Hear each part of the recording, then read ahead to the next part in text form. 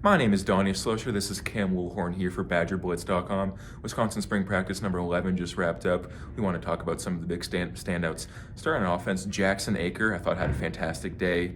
You know, the halfback or the fullback turned halfback, turned now technically tight end, but is playing fullback. He's been, he didn't have much value over the last 2 years in Longo's offense. They didn't really need a fullback, and they didn't really need, a running back of that size. But now in Grimes' offense, a little bit heavier personnel, a little bit more physical, and he's been lining up much more at the fullback, and he paved the way for a lot of big runs today.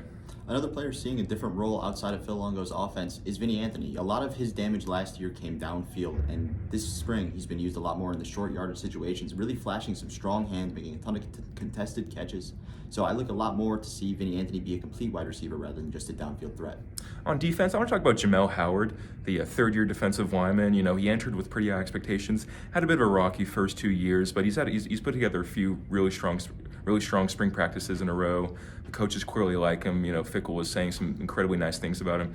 He entered the portal momentarily, but re-put his name back in. And I figure on the new look defensive line, despite all the new faces, I think he can carve out a role for himself. Yeah, my stand-up today is going to be Nazir for Korean. I mean, he's been a little bit quiet throughout camp, and not in a bad way, so to say. It's kind of a good thing when quarterbacks go unnoticed.